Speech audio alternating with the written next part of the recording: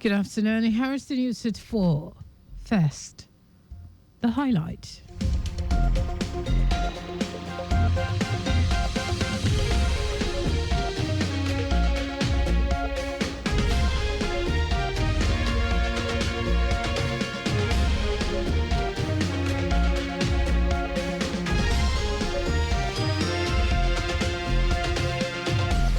The Lagos State Consumer Protection Agency launches Rights Club for NYSC members. Remains of former President Muhammadu Buhari arrive in Nigeria to be laid in Daura, Katsina State. On the foreign scene, Israel bombs Syrian forces entering Druze city after deadly clashes. And in sport, home-based Super Eagles defeat Remo Stars in first test game ahead 2024 African Nations Championship. Now the details. I am Sarah Adesanya.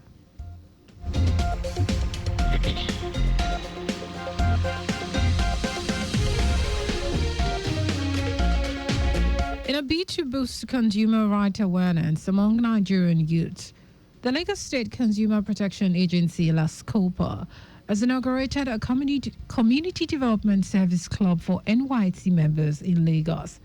The ceremony took place at the NYC Lagos State Secretariat in Surulere and marks a major step towards youth involvement in consumer advocacy across the state. Speaking at the event, Director of Consumer Education at LASCOPA, Folashade Ashaye, described the initiative as a strategic move to empower core members to become ambassadors of consumer rights. Ashaye emphasized the vital role young people play in shaping ethical business practices and protecting consumer interest. She said the club aligns with Lagos State's commitment to inclusive governance and a fair marketplace. Also speaking, NYC Lagos CDS coordinator Bumi Oladokun praised the partnership, saying it would enrich the knowledge and civic engagement of core members during their service year.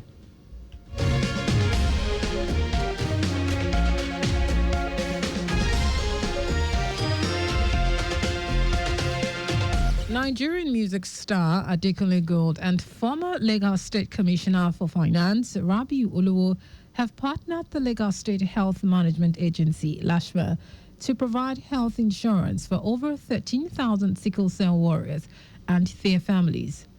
This is in a bid to improve access to quality healthcare for vulnerable citizens.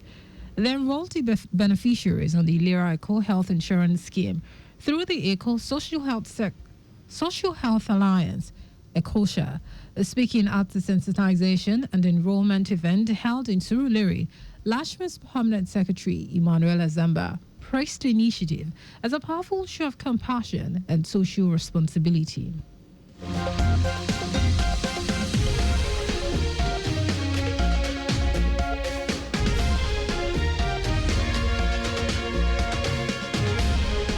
The Global Peace and Conflict Management, IGPCM, and the Lagos State Directorate of the National Orientation Agency, NOA, have agreed to formulate a strategic partnership to upscale moral reorientation and social reengineering among students across the country.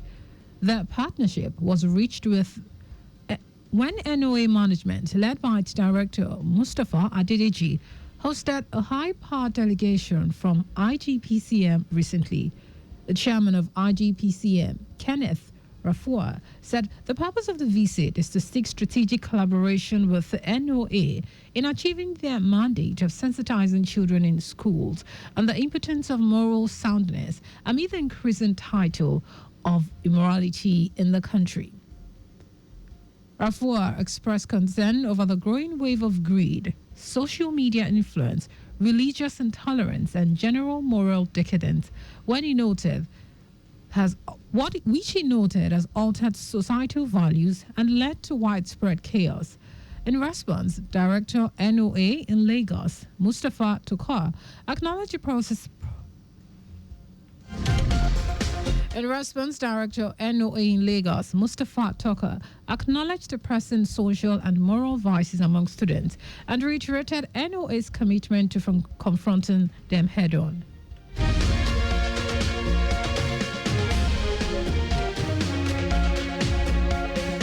Tucker emphasized NOA's multi-agency collaboration model and the establishment of specialized departments to tackle diverse societal challenges.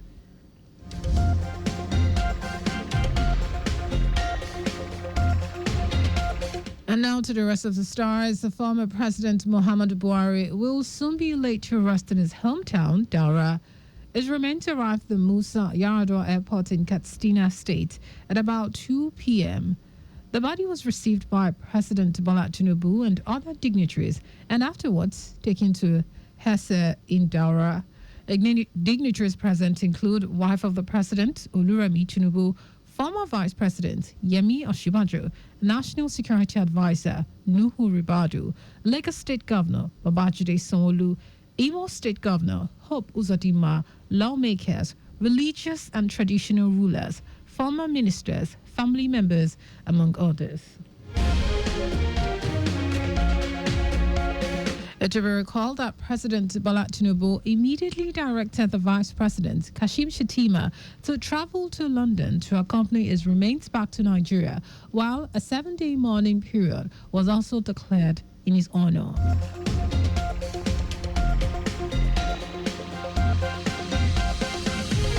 President Bola Tinubu has directed every federal ministry, department and agency to strengthen intergovernmental cooperation in authenticating the identities of Nigerians seeking consular services abroad. This follows the recent changes in visa issuance policies affecting Nigerian citizens by the United States of America and the United Arab Emirates. In a statement signed by a special advisor on information and strategy, Bayo Ononuga, the president assured Nigerians, the U.S. and Emirati government that the relevant MDAs are actively engaging to ensure that the concerns raised are addressed through appropriate and constructive channels. It will be recalled that the U.S. government last week cut most non-immigrant visas issued to Nigerians from multi-year, multiple entry permit to single entry visas valid for 3 months. U.S. officials said the move was driven by the current rate of visa overstays by Nigerian nationals and the need for better access to applicant records. The embassy stressed that reciprocity schedules are continuously reviewed and subject to change.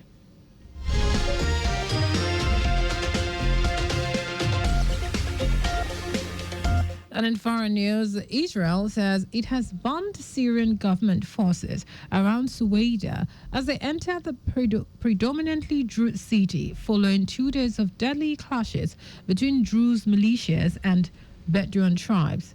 About 100 people have reportedly been killed since the fighting erupted on Sunday. Syrian's defense minister announced a ceasefire in Suwaida, saying an arrangement had been reached with the local dignitaries for security forces to be deployed there, but one Druze spiritual leader urged local fighters to resist. This is the first time the Syrian government forces have been deployed to Suwaida since Islamist-led rebel forces overthrew President Bashir al-Assad in December. Minority communities are suspicious of the country's new leaders despite their pledges to protect them, and until now, the province of Suwaida had remained largely under control of Druze militias, which resisted calls to join the government forces.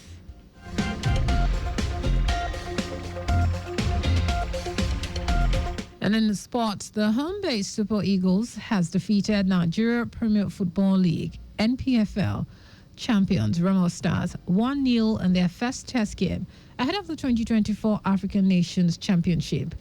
Vincent Temi-Chokwe missed a penalty for Eric Chele's side in the opening minutes. Abia Warriors striker Anthony Ijoma scored the winning goal.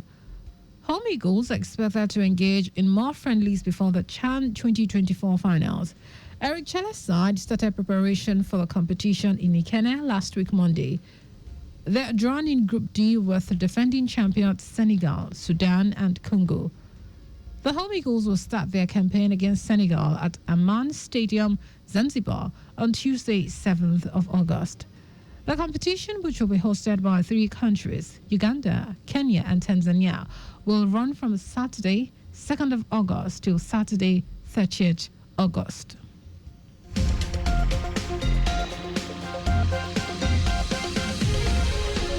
Just before we go, slow down at road junctions, intersections, and pedestrian crossings. You can follow us and like all our various social media platforms.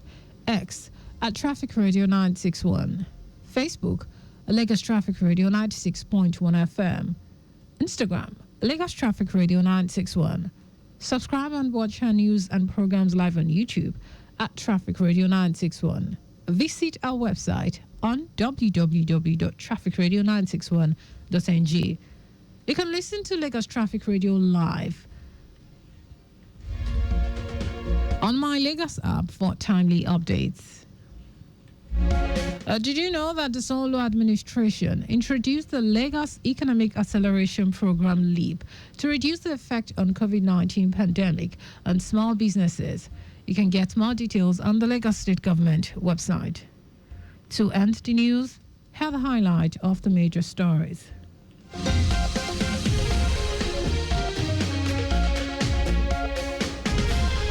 In a bid to boost consumer rights awareness among Nigerian youths, the Lagos State Consumer Protection Agency, LASCOPA, has inaugurated a community development service club for NYC members in Lagos.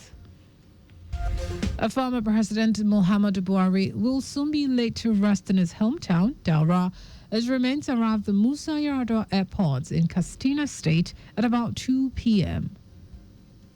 We also told you that Israel has bombed Syrian government forces around Suwaida as they enter the predominantly Druze city following 2 days of deadly clashes between Druze militias and Bedouin tribes. And in sports, the home-based Super Eagles has defeated the Nigeria Premier Football League (NPFL) champions Remo Stars 1-0 in their first test game ahead of the 2024 African Nations Championship. For contact with the newsroom, send a message to info@trafficradio961.ng. That is the news broadcast compiled by Zainab Adebeshi. I am Sarah Adesanya.